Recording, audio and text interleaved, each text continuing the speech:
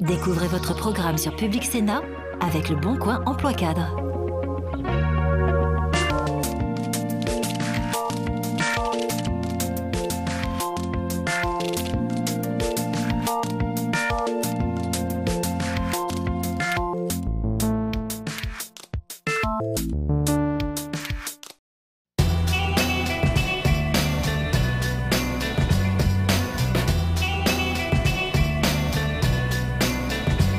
Bienvenue à Bruxelles, le centre névralgique des institutions européennes pour un magazine de l'emploi très spécial. Alors que l'Europe est à la une de l'actualité avec le Brexit depuis des mois et aujourd'hui, avec l'élection des parlementaires européens, nous vous proposons de parler emploi bien sûr, mais surtout mobilité en Europe. Où trouver du travail dans les pays membres de l'Union européenne aujourd'hui? Comment se former dans un pays partenaire de l'UE? C'est ce que nous allons découvrir avec nos invités bien sûr, mais aussi nos reportages de Paris à Bruxelles, en passant par Prague ou Lisbonne. Bouger pour se former, c'est ce que nous conseille le guide du routard de l'alternance en Europe. Mais pas question de venir jouer les touristes. Vincent Grelet viendra nous expliquer comment trouver une formation en alternance chez nos voisins européens. Côté études, pour s'expatrier quelques mois, il y a Erasmus. Et côté boulot, il y a une autre possibilité pour les jeunes, c'est le VIE. On vous explique tout dans CQFD. Grégoire Poisson est représentant d'intérêt, autrement dit lobbyiste. Un métier qui souffre d'une mauvaise réputation. Mais au-delà des idées reçues, nous allons vous proposer de découvrir un métier passionnant et essentiel ici à Bruxelles. Organiser des stages à l'étranger pour les jeunes éloignés du marché du travail, c'est ce que propose l'AGFE 95. Au programme, une plongée dans le monde du travail et une motivation décuplée. Mais tout de suite, on part au cœur des institutions, direction le quartier de l'Europe.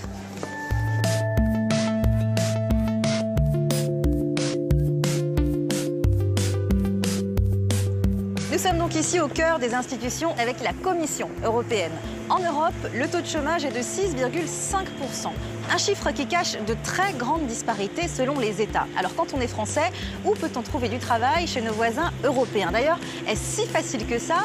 Quels sont les pays demandeurs? C'est ce que nous allons découvrir avec notre road trip à la rencontre des entreprises qui embauchent. Et notre territoire aujourd'hui, c'est l'Europe.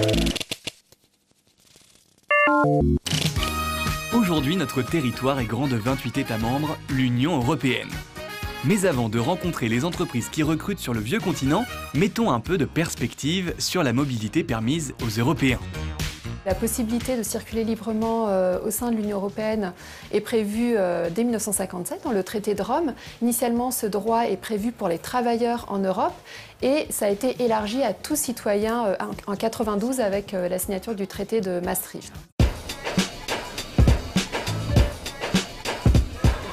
Légalement, il n'existe pas de discrimination à l'embauche entre les citoyens européens. En revanche, les opportunités ne sont pas égales selon les États. Donc traditionnellement, les deux pays qui accueillent le plus de citoyens européens sont sans surprise le Royaume-Uni et l'Allemagne. Certains pays d'Europe de l'Est et du Sud attirent aussi des travailleurs. Alors on est sur des niveaux beaucoup plus bas naturellement, mais ce qu'on constate, c'est qu'il y a une croissance assez importante.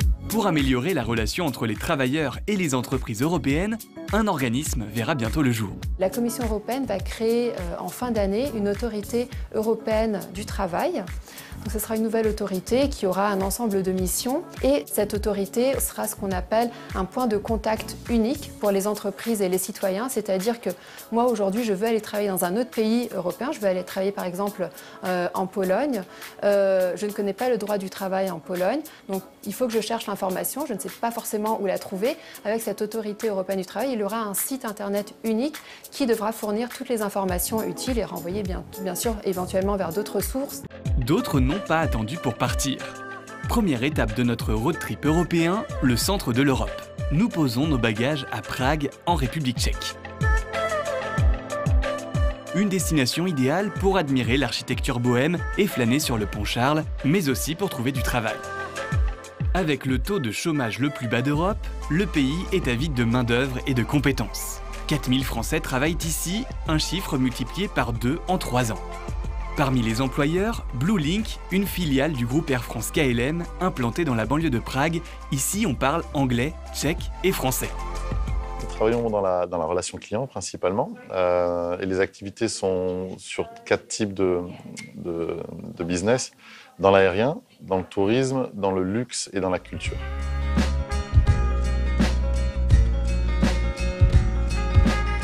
Créée en 1992, l'entreprise est chargée de venir en aide aux centaines de millions de passagers qui prennent l'avion chaque année.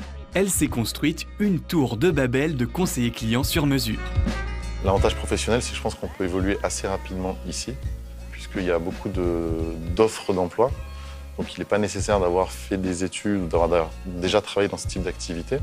Le plus important restera la motivation et l'intérêt dans le poste. Attention, être bilingue est un minimum. Un jeu d'enfant pour Victor, breton de 25 ans, qui a quitté la France l'année dernière après un parcours en pointillé. J'avais pensé trouver ma voie dans la médecine, plus précisément une école d'infirmier. Malheureusement, pareil, toujours un petit peu de mal à trouver la motivation. Je me suis dit qu'à 25 ans, il était temps de trouver quelque chose. Si je n'arrivais pas à le trouver en France, pourquoi pas à l'étranger. Je cherchais des offres d'emploi pour des personnes forcément non qualifiées ou avec peu de qualifications à l'étranger pour des personnes qui savent parler français et anglais. Donc j'ai trouvé une offre d'emploi sur un site internet et ça s'est fait très rapidement parce que j'avais envoyé mon CV aux alentours de mars 2018 et je suis arrivé à Prague fin mai. Avec seulement 1 an d'ancienneté, Victor est devenu manager car ici, quand une place se libère, tous les salariés sont invités à postuler. Mais ne vous y trompez pas, le salaire moyen en République tchèque est de 1 325 € bruts par mois. Moi, comme j'ai envie de rester travailler en République tchèque, la différence salariale qu'il peut y avoir ne m'importe pas trop parce que justement le coût de la vie est beaucoup plus bas ici qu'en France. Je tiens à signaler si ça peut intéresser certaines personnes que par exemple la bière aussi est moins chère ici. Ça peut toujours être utile. Pour résumer, sachez que Bluelink recherche actuellement 70 conseillers clients francophones. Direction maintenant le sud de l'Europe pour notre prochaine étape. Bem-vindo au Portugal, plus précisément à Lisbonne. On surnomme la capitale la San Francisco européenne, pas seulement pour son tramway ou pour son pont, mais pour ses startups. Le pays attire grâce au soleil, mais surtout grâce à son faible niveau de charge sociale et fiscale. Pour en savoir plus, nous avons rencontré Enyo Solutions, un studio digital spécialisé dans la création de sites internet et d'applications installé ici depuis 2016. Je ressentais ce besoin de changer un peu, de quitter un peu le métro boulot dodo.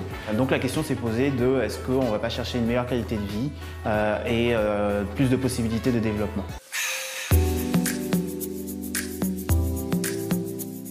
Je voulais quelque chose qui était à moins de 3 heures de Paris, tout en étant ensoleillé. J'ai découvert Lisbonne, ça m'a vraiment plu, j'ai adoré le rythme de la vie qui est un rythme de grande capitale mais en même temps de petit village à taille humaine et je ne suis plus jamais reparti.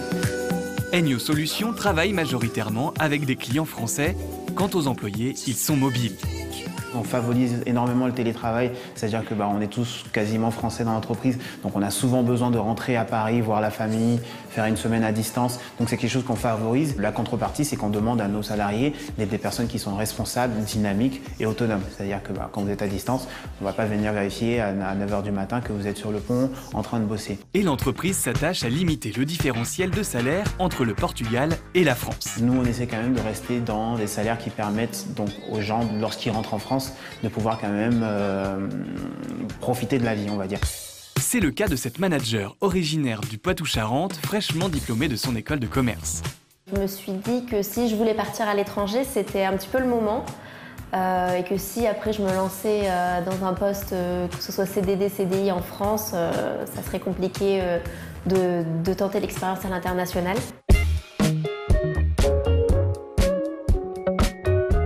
On a un groupe Facebook pour les étudiants de l'école sur lequel j'ai vu cette annonce d'emploi.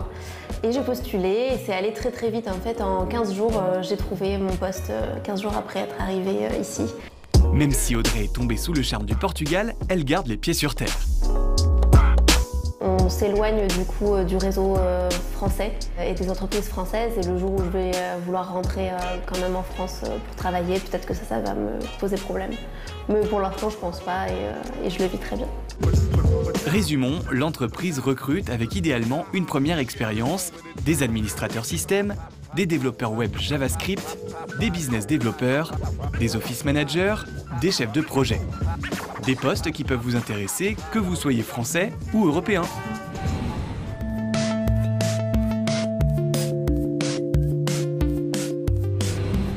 sommes maintenant au Conseil de l'Union européenne pour parler mobilité en Europe. Et quand on pense mobilité, on pense évidemment au dispositif Erasmus, qui est à lui seul un étendard de la réussite européenne. Mais pour les jeunes qui travaillent déjà, il y a le VIE. 3 lettres décryptées dans CQFD. CQFD, ce qu'il faut décoder. Vous entrez dans la vie active et vous rêvez d'une expérience professionnelle à l'étranger, le VIE est fait pour vous. Allons bon, mais qu'est-ce que c'est? Le VIE est le programme de volontariat international en entreprise. Le volontaire, c'est vous, pour peu que vous soyez français ou européen et que vous ayez entre 18 et 28 ans. Les autres volontaires, ce sont les entreprises qui doivent pour cela conclure une convention avec Business France, un organisme public qui les aide à se développer en dehors de nos frontières. Pour trouver une entreprise prête à vous accueillir, il faut scruter les petites annonces ou démarcher directement les sociétés engagées dans le programme. Vous pouvez alors décrocher une mission professionnelle de 6 à 24 mois, renouvelable une fois. C'est selon les cas un travail d'ordre commercial, scientifique ou technique. Par exemple, réaliser une étude de marché, diriger un chantier ou encore créer une structure locale. Les avantages du VIE, les entreprises vous assurent et prennent en charge vos frais de voyage et de transport. Et volontariat ici ne rime pas avec bénévolat. Les salaires vont de 1 300 à 4 000 € net et ils ne sont pas imposables durant votre séjour. Il ne reste qu'une visite médicale à passer et vous pouvez embarquer. Si les missions s'effectuent partout dans le monde, la majorité des volontaires choisissent l'Europe. CQFD.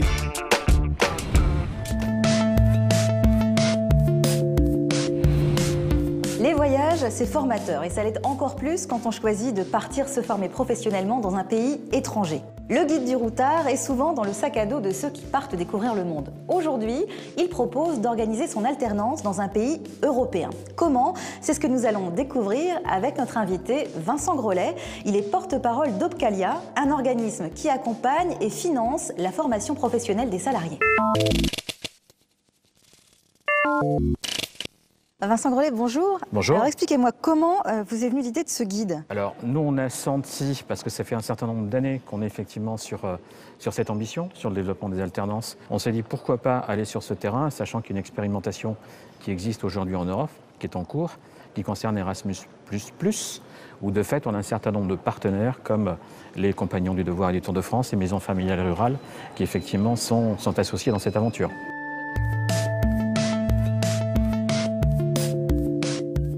Si on fait référence effectivement à l'auberge espagnole, on voit immédiatement Erasmus avec l'étudiant qui part 6 mois en Europe. Particulièrement, pourquoi pas, dans des pays un peu ensoleillés. Et pourquoi aussi ne pas considérer qu'il n'y a pas que les étudiants et que les apprentis, tout autant, doivent avoir accès à ce genre de démarche et ce genre de dispositif. C'est pour ça que ça a été effectivement lancé. Il y a encore quelques années, on était sur des schémas avec 3 semaines d'immersion d'observation, ce qui est quand même un peu court. Là, on est quand même sur une ambition beaucoup plus forte. C'est 6 à 12 mois dans une formation en règle générale complémentaire par rapport au métier qu'on a bien voulu choisir.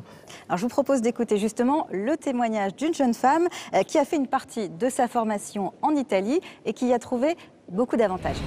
Bonjour, j'ai obtenu un CAP et brevet professionnel européen en tant que maçon. Je suis donc partie en Italie durant mon brevet pro. Avant de partir à Terni, je n'avais jamais eu de chantier travaillant la pierre. Ça m'a donc donné une nouvelle compétence. Nous avons rénové une muraille ancienne sur le village de Collecipoli. Donc j'ai très apprécié cette expérience. Je la recommande fortement à ceux qui ont la possibilité de pouvoir faire ce projet. Il était très bien organisé, il apporte une riche expérience et nous fait découvrir un nouveau pays. Alors quels sont les pays, par exemple, qui sont les plus demandeurs de ces alternances? Alors aujourd'hui, il n'y a pas de scoop, mais en Europe, il est évident que quand on parle apprentissage, on a immédiatement l'Allemagne, et puis on a aussi un pays voisin qui s'appelle la Suisse. Il est clair que quand on évoque ces pays, nous on est loin du compte, puisque je crois que le rapport entre le nombre d'apprentis en Allemagne et en France, c'est de 1 à 4. Combien est-ce qu'il y a de Français actuellement qui sont expatriés en alternance Alors aujourd'hui, le chiffre est assez faible puisque je crois qu'on est autour de 7 000.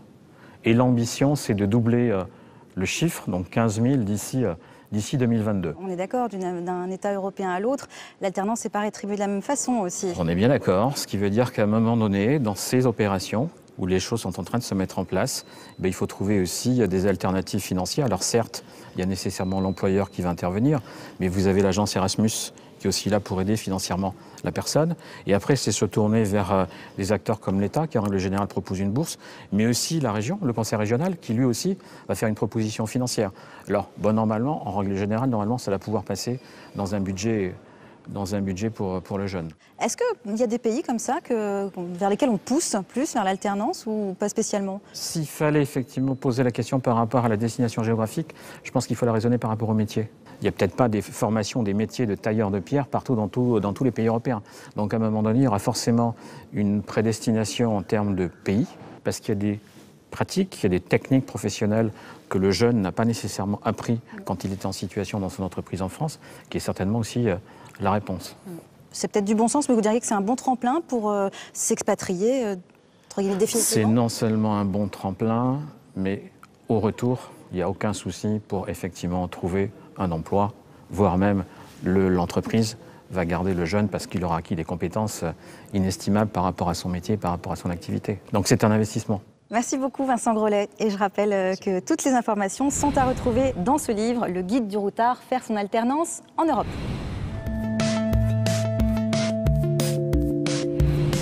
Grégoire Poisson est un expatrié lui aussi, français installé aujourd'hui en Belgique. Sa profession, lobbyiste. Une profession qui n'a pas toujours bonne presse, peut-être parce qu'on la connaît mal. En tout cas, Grégoire est un passionné. Nous l'avons suivi à Bruxelles toute une journée.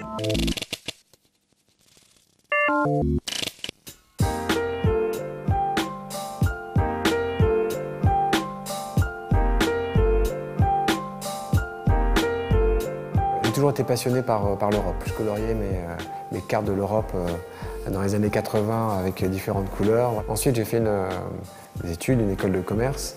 Et déjà, l'interface entre le monde privé de l'entreprise et les politiques m'intéressait. Et un jour, je suis tombé sur un article qui s'intitulait « Le lobbying, un élément clé de la communication des entreprises à Bruxelles ». J'ai lu ça, je me suis dit « c'est ça ».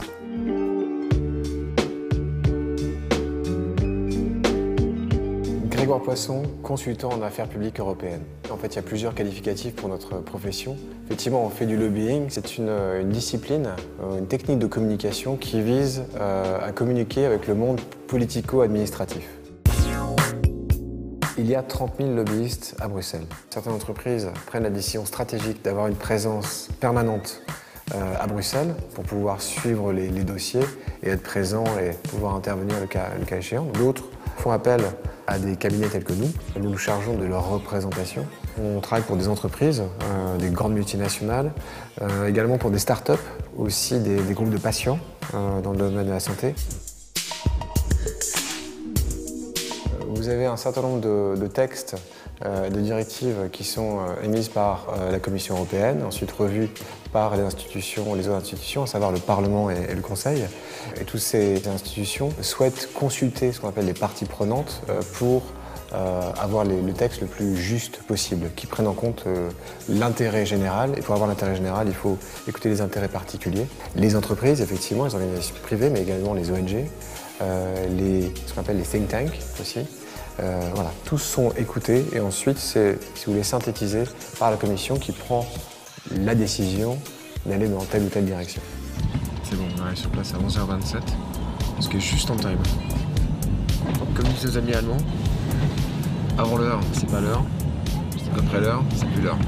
On informe nos clients sur ce qui se passe ici à Bruxelles, qui peut les impacter directement. Ça peut être aussi l'élaboration de stratégies de communication et d'influence pour faire connaître sa voix sur un texte donné. Comment va-t-il ? Bien. Ça va bien ? Très bien, merci.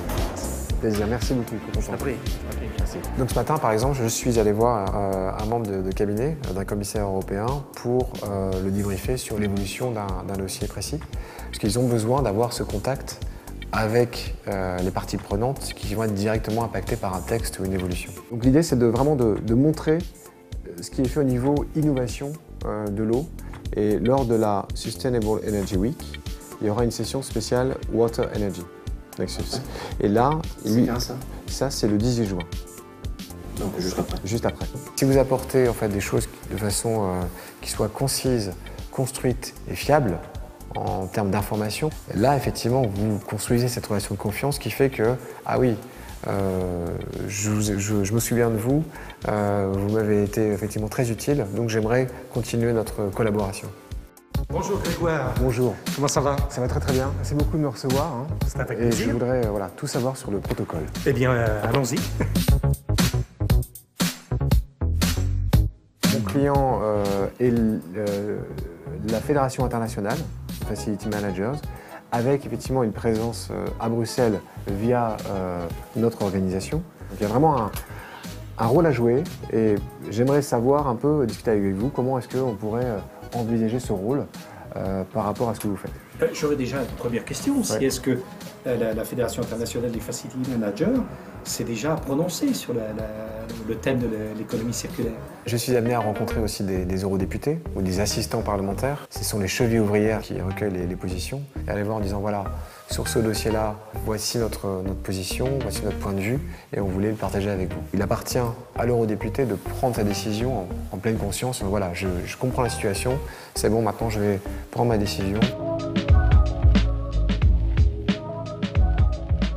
La représentation d'intérêt à Bruxelles est strictement encadrée, notamment via un registre de transparence. Il faut que vous montriez patte blanche avec une carte d'identité en disant voilà qui vous êtes, qui vous représentez, quel budget consacrez-vous à ces activités. I got this intel from him yesterday about chemical policy, how it's going to look like in the next commission. La langue de travail à Bruxelles, c'est l'anglais. Dans mon équipe, il y a une dizaine de nationalités, des juristes ou des gens qui ont fait des écoles de commerce ou équivalent. Ou alors des études de politique, type Sciences Po, ou alors des masters spécialisés en relations internationales, histoire. C'est un métier qui effectivement s'apprend avec l'expérience, qui se fonde sur effectivement les attentes de vos interlocuteurs, sur le fait d'être effectivement précis, d'arriver au bon moment, de ne pas gêner, en fait, ne pas rappeler 46 000 fois la même personne pour dire non, c'est bon, elle a compris, elle peut travailler maintenant.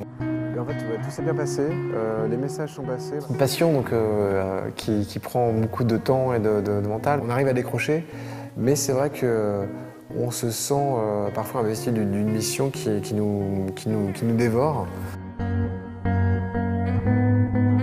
Ce qui me plaît, c'est quand un de nos clients vient ici pour la première fois, découvre Bruxelles, découvre le fait que oui, on peut parler à des professionnels de la Commission européenne qui sont avides d'informations. Donc voilà, ce monde-là travaille pour les Européens et c'est ça qui me passionne.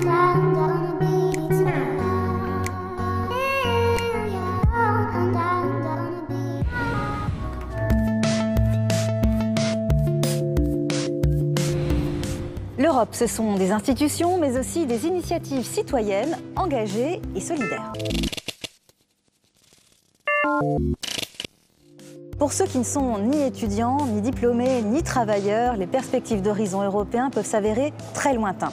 À Cergy, l'AGFE 95 s'est donné pour mission d'accompagner les jeunes éloignés du marché de l'emploi pour une expérience professionnelle en Europe. Une initiative soutenue et en partie financée par des fonds européens.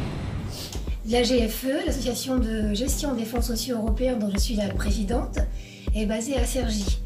Elle a engagé depuis 1 an 2 opérations dans le cadre des mobilités, à l'attention des jeunes essentiellement en difficulté. Elle consiste à envoyer des cohortes de jeunes en Italie, en Espagne ainsi qu'en Irlande pour s'acclimater à une langue étrangère et ainsi qu'avoir une expérience dans un pays étranger, ce qui est souvent la première expérience pour nombre d'entre eux.